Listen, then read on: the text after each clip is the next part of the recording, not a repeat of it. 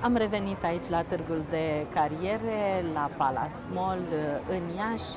Timp de 2 zile suntem aici și vă propunem să vă gândiți dacă nu este momentul să aplicați pentru un loc de muncă sau să luați contact cu un angajator care ar putea reprezenta viitorul dumneavoastră profesional. De data aceasta, în dialog cu noi este doamna Eugenia Popa de la Util Deco, unitate protejată, autorizată din cadrul Fundației Alături de Voi România. De fapt, e un domeniu în care angajatorul e angajator ca oricare, doar că angajații pot fi persoane pe care le întâlnești într-un număr atât de mare, un pic mai rar în zona firmelor obișnuite. E așa numitul domeniu al întreprinderilor sociale. Bine ați venit, povestiți-ne în câteva cuvinte despre acest gen de angajator și ce tip de angajat are în mod deosebit și poate că le dăm idei și celor care aplică acum și se gândesc că pentru ei piața locurilor de muncă nu e la fel de deschisă ca și pentru ceilalți. Bună ziua, vă spun și eu și bine v-am găsit. Ați spus mai devreme de Util Deco, întreprindere socială de inserție. Într-adevăr, oferim posibilitatea persoanelor mai greu angajabile de pe piața muncii să-și găsească, iată, un loc de muncă, dar menționez și acestor persoane. În cadrul Util Deco Group, aceste întreprinderi sociale, sunt angajate 32 de persoane, din care 19 sunt persoane care aparțin grupului vulnerabil, inclusiv persoane cu dizabilități. Spun din grup vulnerabil pentru că, iată, în urma unor locuri de muncă scoase la concurs în ultima perioadă, foarte des, cred că cel puțin 10 persoane m-au sunat și au întrebat dacă avem o limită de vârstă. Și am zis că nu, important este să știți să lucrați în domeniul în care noi avem locuri de muncă scoase. De exemplu, confecționer, angajăm acum șpănuitor, director de producție. Și m-a surprins pentru că foarte multe persoane au întrebat lucrul acesta în ultima perioadă. Probabil că se confirmă ceea ce există pe piața muncii ca și idee că după o anumită vârstă ești greu angajabil, fie pentru că se prezumă faptul că n-ai mai avea aceeași flexibilitate, aceeași putere de adaptare ca o persoană mai tânără, fie pentru că se prezumă faptul că vrei o leafă mai mare, deci și aici ar putea să fie o problemă. Dincolo de asta, și aici la târg am văzut că au venit și persoane mai în vârstă și niciunul dintre angajatorii care au luat loc pe acest scaun nu a limitat vârsta celor care pot deveni angajații firmei. Mă bucur să aud aceasta. Da, chiar dacă prin profilul firmei poate că există o țintă predilectă pentru anumiți angajați. În ceea ce vă privește, dumneavoastră nu vorbiți doar de angajații din grup vulnerabil în sensul persoane mai în vârstă, care vor să-și găsească un loc de muncă sau persoane care au în spate niște probleme deosebite, vorbiți și despre o altă categorie de angajați, cei cu dizabilități, care și ei intră în categoria persoanelor greu angajabile. Și aici dizabilitate, putem menționa că vorbim de orice tip de dizabilitate. Bine, important este să facă față, să fie apți pentru locul de muncă respectiv. Vorbim de dizabilități fizice, motorii, dizabilități mentale. Depinde foarte mult de locul de muncă pe care noi îl scoatem la momentul respectiv la concurs. Faptul că și acum aveți locuri de muncă vacante înseamnă că sunteți într-o continuă căutare. Așa este, chiar în contextul pandemiei și viața profesională continuă, pentru că nu avem toți o viață și trebuie să o continuăm. Avem foarte multe comenzi în cadrul Util Deco, ne dorim să le onorăm și să respectăm clienții pe care noi deja i-am făcut și cu siguranță o să-i mai facem și o să mai colaborăm pe viitor, astfel încât ne mărim echipa. Da, ne mărim echipa și suntem foarte bucuroși de acest aspect și așteptăm în echipa noastră să vină oamenii potriviți la locul potrivit. Așa este vorba noastră, nu căutăm angajații ideali, doar persoanele potrivite pentru ceea ce oferim noi.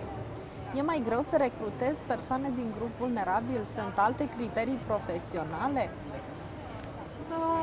Nu este greu. Nu este greu, trebuie să fii deschis să primești astfel de persoane în echipa ta și să vezi avantajele angajării astfel de persoane.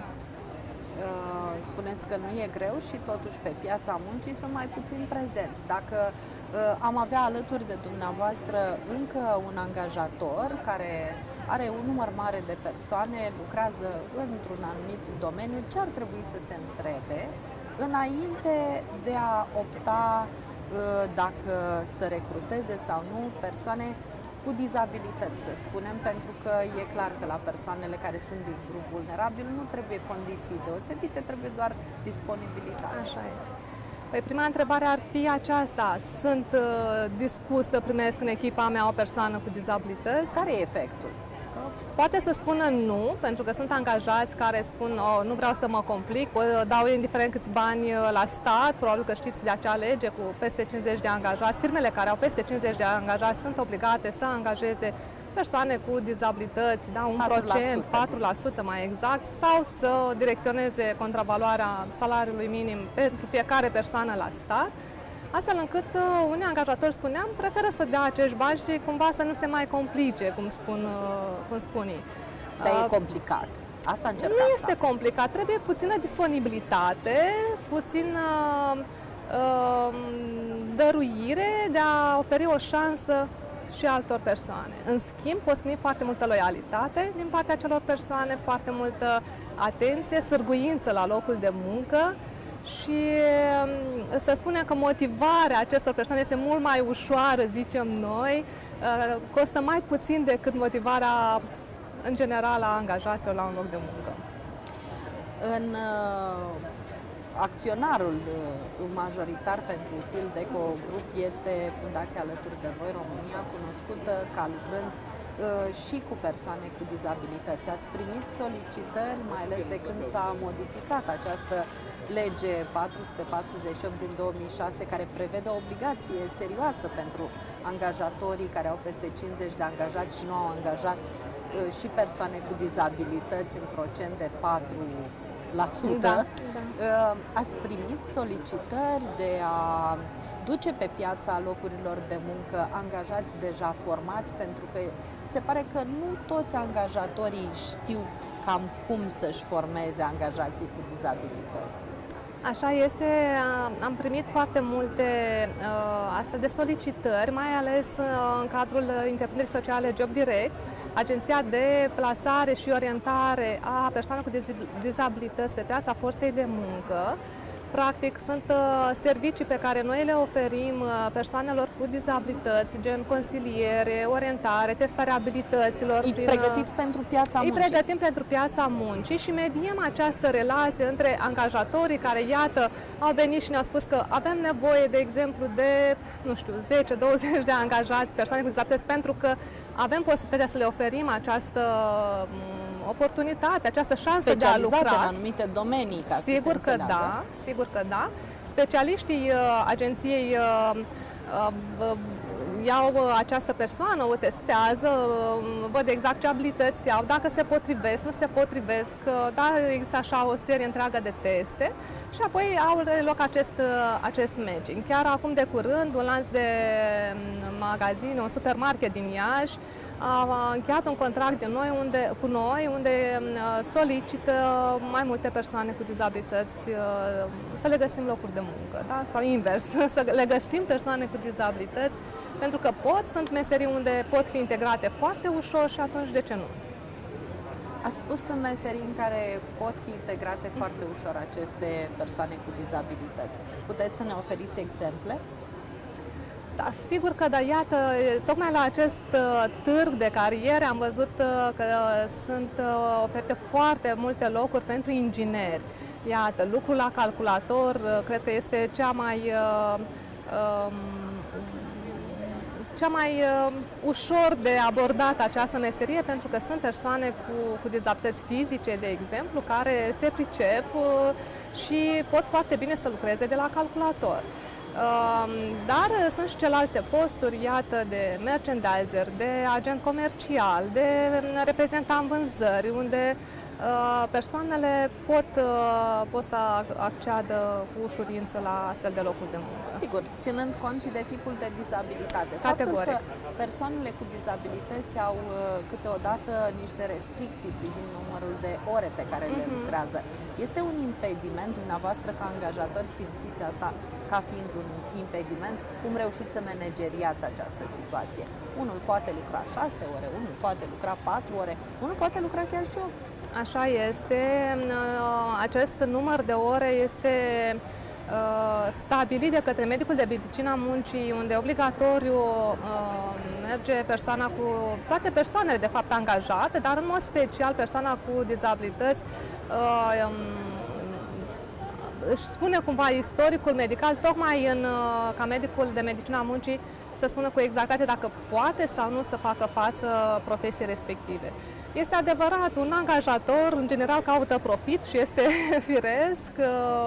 Vorbim de bani, vorbim de o afacere care trebuie să meargă, indiferent că vorbim de o afacere socială sau una clasică, dar cu siguranță sunt soluții să acceptăm o persoană care poate lucra cu 4 ore, cum ați spus, și una care poate lucra 8 ore.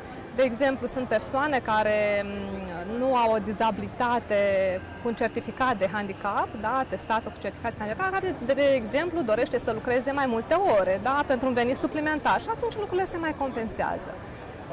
Le oferiți angajatorilor dumneavoastră ceva în plus celor din grup vulnerabil sau cu dizabilități, ceva în plus față de ce li se oferă de regulă angajaților? Angajatorilor, sigur că da. Angajatorilor care doresc să colaboreze cu job direct, da, prin contract de colaborare, beneficiază de consiliere cel puțin 6 luni, atât angajatorii cât și persoana care este angajată, persoana cu dizabilități care este angajată la acei angajatori. Este acea monitorizare, evaluare, consiliere pe parcursul angajării persoanelor respective. Dar propriilor angajați cu dizabilități, le oferiți ceva în plus față de celorlalți angajați? Aveți un pachet, ceva deosebit pentru ei? Noi, și o să vorbind cu asemenea persoane, o să vi se spună că doresc să fie tratați la fel, pentru că vor să fie la fel ca ceilalți, să se simtă util și să ne comportăm la fel cum ne comportăm și cu ceilalți. Iar noi ne motivăm angajații în mod egal, poate că atunci când au mai multă nevoie de o consiliere sau de o vorbă în plus, pentru că nu fiecare trecem prin anumite perioade, cu siguranță acordăm toată atenția noastră angajatului care are nevoie. Încerc să-i ajut pe angajatorii care ne urmăresc acum, pentru că domeniul acesta al angajării persoanelor cu dizabilități este unul în care ar vrea mulți angajatori să acceadă, dar întâmpină oarecare dificultăți, să învețe din experiența dumneavoastră. Pe de altă parte, încerc să-i ajut pe cei care ne urmăresc acum, dacă sunt persoane cu dizabilități, să capete curaj și să înțeleagă că există și pentru ei variante. Așa că tot spunem că la târgul de cariere, hai că variante există. Până la urmă e doar o potrivire care trebuie făcută între unii și alții, pentru ca aceste șanse să devină realitate. Din statistici nu s-ar spune că în ceea ce înseamnă angajarea persoanelor cu dizabilități e chiar o realitate. Sunt multe care nu reușesc să se angajeze, dar excepțiile confirmă că se poate până la urmă. Așa este. Și noi suntem de părere întotdeauna că întotdeauna există variante, iată, ca să ne legăm și de tema acestui târg de cariere. Și așa cum spuneam, dacă o persoană care vine și ne solicită sprijinul în găsirea unui loc de muncă, dacă nu reușim să găsim la noi în cadrul unităților noastre protejate un loc de muncă, cu siguranță putem îndrepta către agenția de plasare și putem sprijini să găsească un loc de muncă. Deci întotdeauna există variante, trebuie doar să vrem să le găsim împreună. E grozav ceea ce ne-ați împărtășit ca și experiență. Vă mulțumim foarte mult pentru cele povestite. E bine să ne gândim că piața muncii e largă pentru toți cei care vor să acceadă acolo, că dreptul de a munci e unul care ar trebui să fie garantat pentru fiecare și câteodată e doar o problemă de curaj sau de asumare a unei răspunderi față de o comunitate care este diversă. O ultimă întrebare înainte de a finaliza interviul cu dumneavoastră. Aveți angajatori ieșeni care au făcut pasul acesta prin intermediul dumneavoastră și au angajat chiar mai multe persoane cu dizabilități? Da, așa este.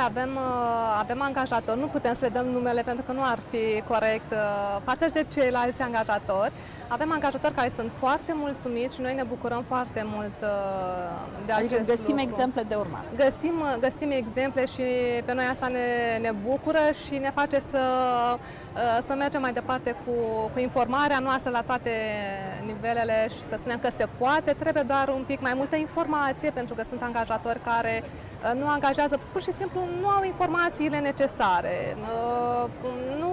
Nu a fost ocazia să primească aceste informații. Dar noi le asigurăm, dacă ne contactează, suntem deschiși să oferim informațiile necesare atât angajatorilor cât și persoanelor în căutarea unui loc de muncă. Mulțumim foarte mult și Mulțumim succes! și noi foarte mult! Mulțumim!